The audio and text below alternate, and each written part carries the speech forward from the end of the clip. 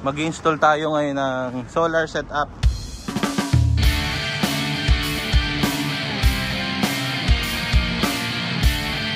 Dito ako ngayon sa likod.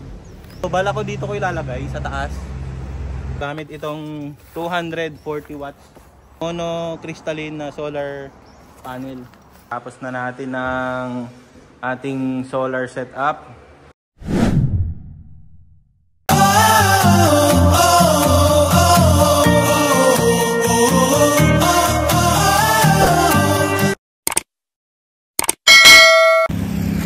Hello, what's up? Dito tayo ngayon sa store. So ayan yung pwesto namin. So mag-install tayo ngayon ng ng solar setup. So mamaya babalitaan ko kayo kung sa sa gagawin natin. Ito yung magiging tindahan namin dito sa Albay. Wow. So ayan. So ayan guys, ito pala ay papuntang Legazpi. So kung papansinin nyo, dito ay yung main road. So ito naman papuntang Tabaco City. At mayroon ditong high school at saka elementary school, San Pedro National High School at saka San Pedro Elementary School. So ayan, nandito tayo sa pwesto. Ito yung magiging pwesto natin sa electrical. At saka ito balak namin gawing grocery store. Mag-install tayo ngayon ng solar setup. Madalas kasi dito ang brownout, kaya gawa natin ng paraan para sa ganun ay meron tayong secondary option just in case na magkaroon ng brownout. So ayan guys, dito ako ngayon sa likod. So kanina inaayos ko na yung wire. So itong wire na gagamitin natin, solar wire to para sa solar panel. So bala ko dito ko ilalagay sa taas. Gamit itong 240 watts na monocrystalline na solar panel. So ayan. So bubuksan na natin at i-install natin sa taas. Meron din pala akong hagdan, kunin ko lang. Ayan, diyan tayo mag-install. Ayan. Kasi magandang dyan dahil walang shading ng sikat ng araw. So balikan ko kayo mamaya.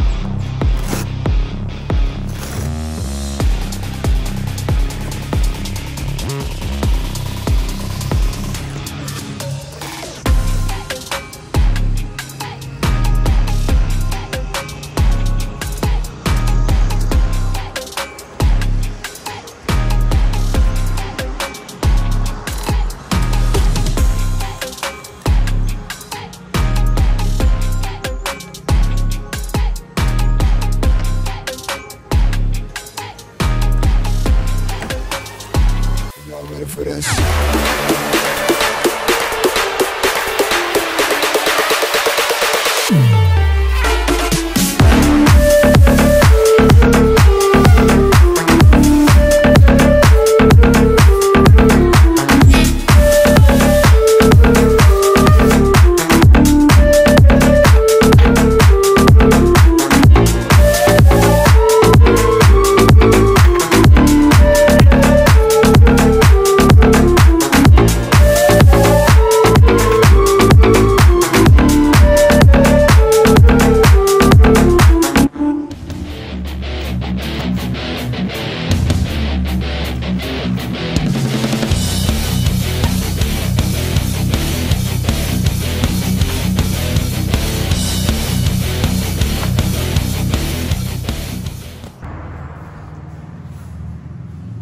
yan guys, dito natin pinadaan yung yung cable ng solar panel natin papunta dyan kasi dito ko isa-set up yung CCTV.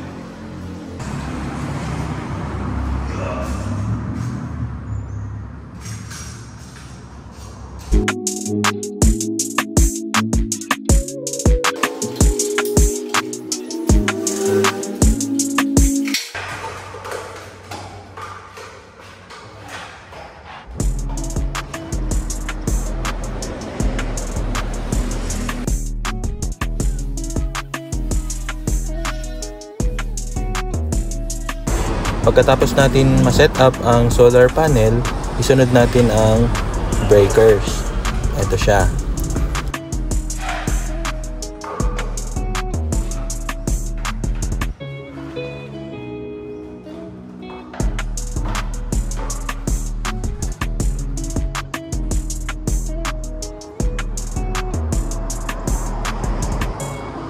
Kinakailangan maganda ang pagka-mount nito sa wall para maayos at magandang tignan.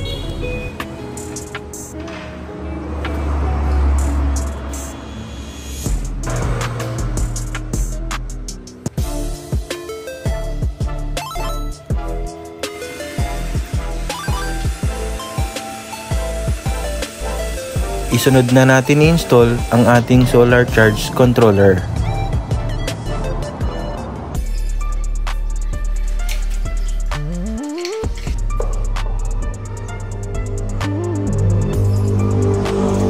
Pagkatapos natin ma-install ang ating solar charge controller, isunod naman natin ang ating inverter na 12 volts, 1200 watts.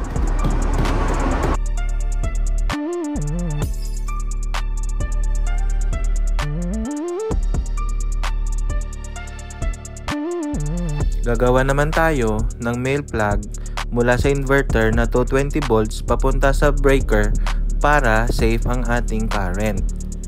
Iko-connect na natin ang battery cable mula sa battery papunta sa breaker papunta sa inverter. Tapos, solar charge controller, breaker papunta naman sa battery.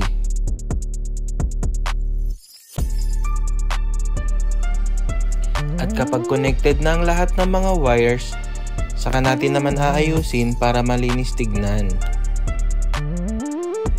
Kailangan din natin i-attach sa wall ang outlet na galing sa breaker at galing naman siya sa inverter.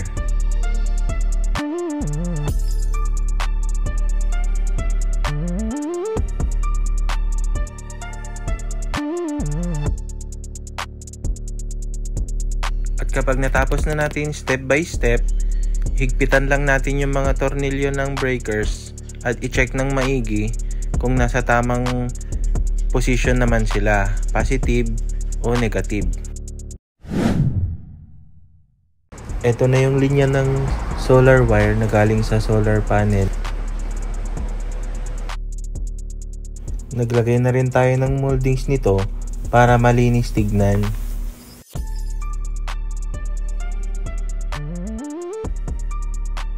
Yan yung setup natin. So pwede na natin tong gamitin kaso sira yung ating electric fan. Try natin tong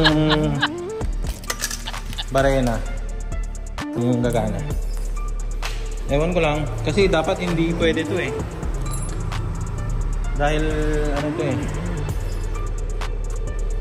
Try lang natin. Hindi kaya.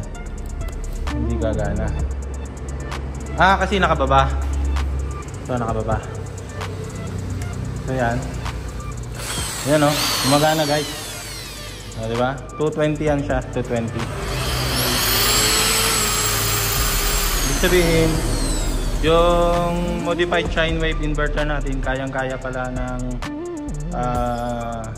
Barena na ilang watts ba to? 650 watts. Kayang-kaya niya kasi 1,200.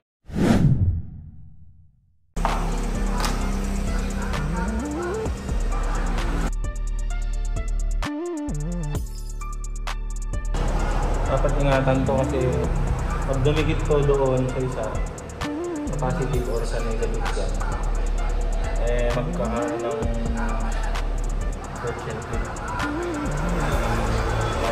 itong isa lang po yung tatanggal, lalagyan ng takip. Okay na po yun.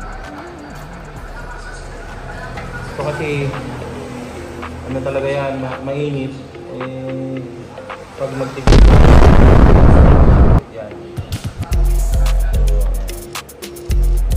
So, makagawa na tayo ng molding para malinis tignan.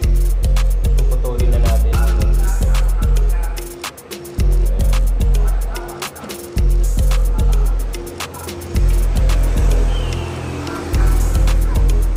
Dapat pala ang pagputol na ito hindi isahan. Dapat hatiin natin sa gitna.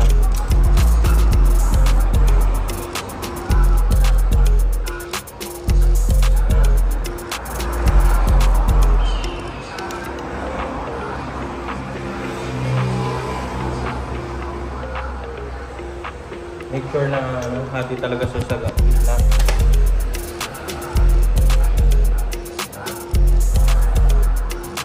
Tuloy natin isa-isa lang.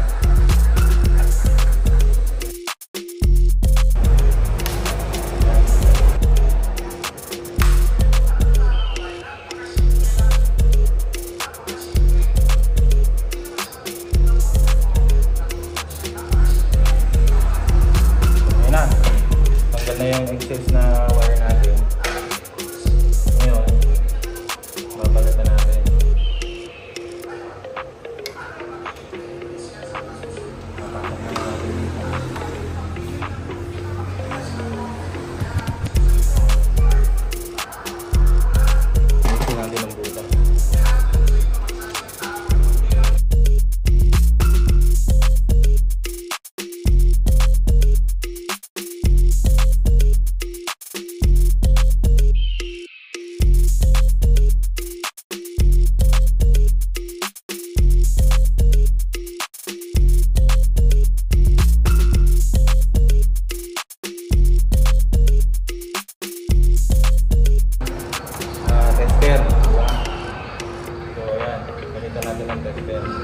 Malalaman natin kung saan yung positive at negative.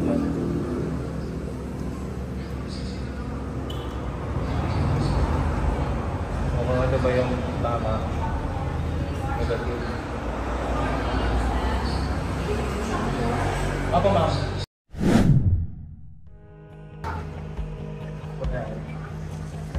Punta na natin yung mapa.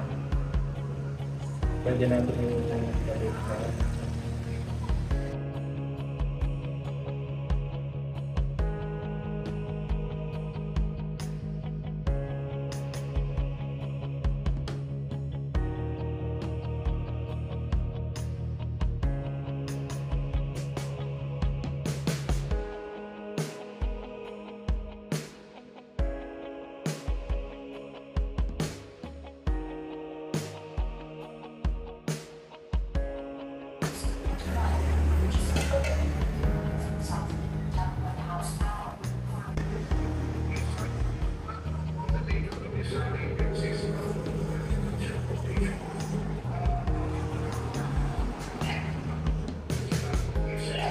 .3 ampere.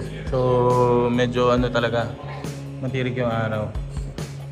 At yung oras ay 11:36. So tirik na tirik nga yung araw guys.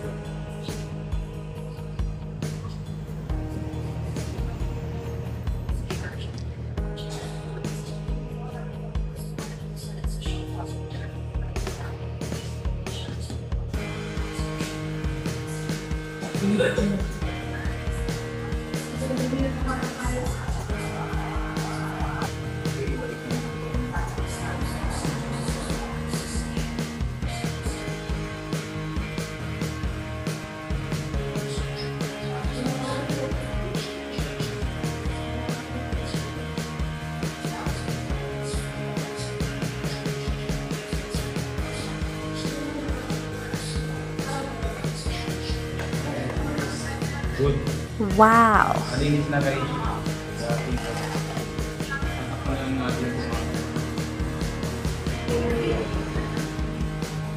Ating natin.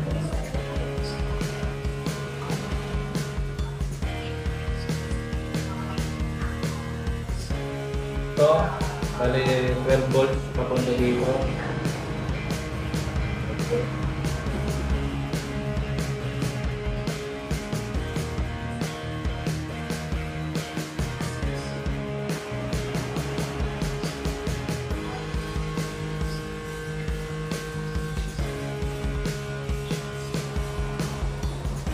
Yan, 13.2. Paglabas niya, 220 na. 220 yan. Pagawin lang natin.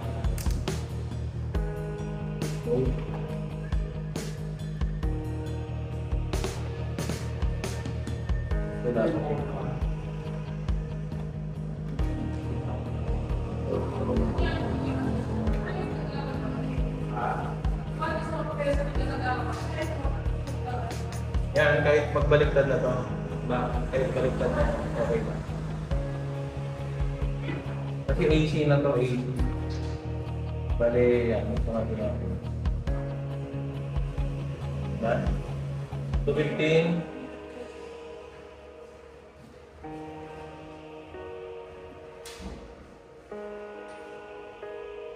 223.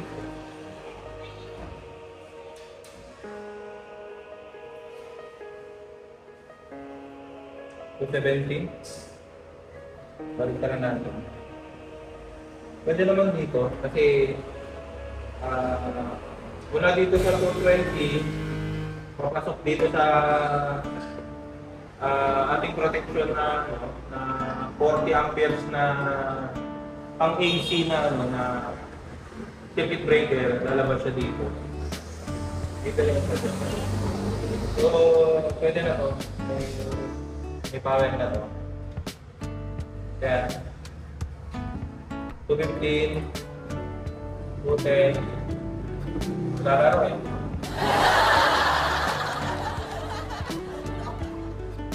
Unstable po. Pero goods naman. So yan. Yan yung setup natin.